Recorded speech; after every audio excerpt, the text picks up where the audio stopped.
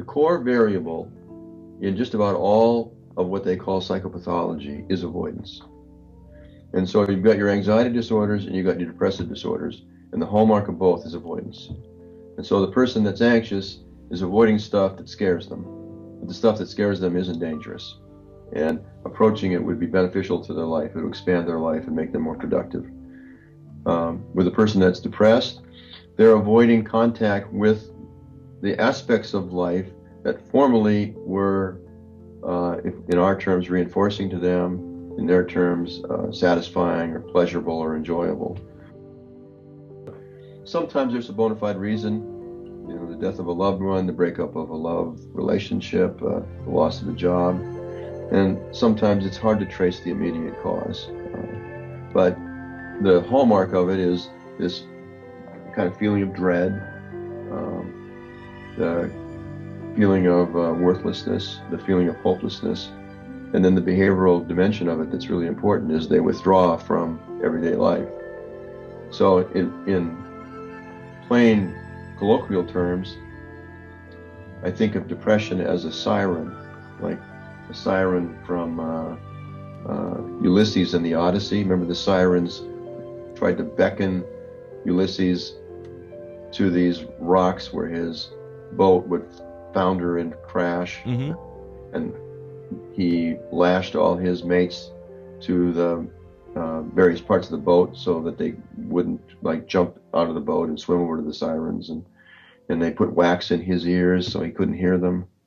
And I think of depression as that kind of a siren, and depression is beckoning the person that's afflicted so they can get them all alone.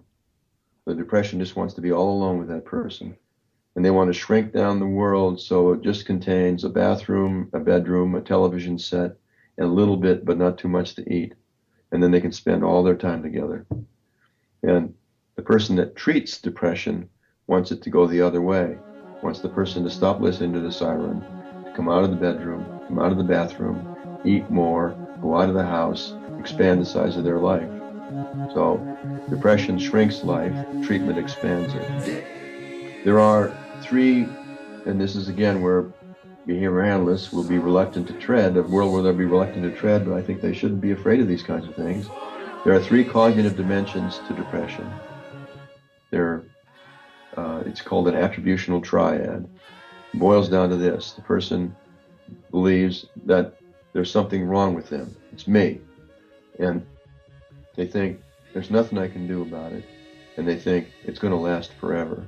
And the combination of those attributions results in this state of hopelessness and helplessness, which has the person not motivated to do anything other than stay in their home or stay in their bedroom. And then there are three behavioral dimensions, three hallmarks. One is usually, first of all, a change in sleeping habits. Usually it's an increase in sleep. Sometimes it's an inability to sleep, but their sleep is affected. And then appetite is affected, and usually the appetite is diminished. Sometimes, not very often, but sometimes people eat more. But sleep is affected, appetite is affected, and activity levels are affected. And with the activity levels, those are always decreased. So you got a person that feels helpless and hopeless, and they've pretty much stopped eating. They're sleeping as much as they can, and they're not doing anything else. And so the treatment is a circumstantially derived treatment. The most effective treatment for depression, just like for anxiety, is a circumstantially derived program called behavioral activation. And it's at the core of ACT. It's getting people to engage in the world and do stuff that they find important.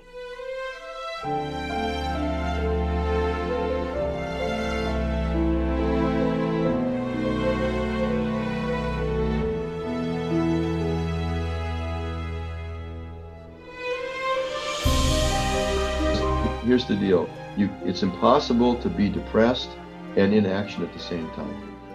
If we can get the person out in the world and engaging with the world, they're not depressed while that's happening. But remember, depression is a siren. Depression is like tapping them on the shoulder and wanting to lure them back to their home and to their bedroom and just have that person all to themselves and not have them do anything. So we're always doing battle with the siren. Because the person, they have their own way of thinking about it. They're just thinking, I don't want to do anything. I don't want to go out. I don't want to face people. Nothing's important to me anymore. I don't enjoy any of that stuff. And this is where they're coming from. And so it's our job to get them to do it any way we can.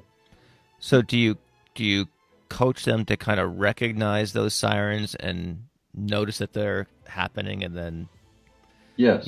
essentially tie yourself to the mast or whatever. Yeah. I know I'm having the thought that Yeah. I want to stay home. I know that this is what happens, and I know that historically that this is not good for me, blah, blah, blah.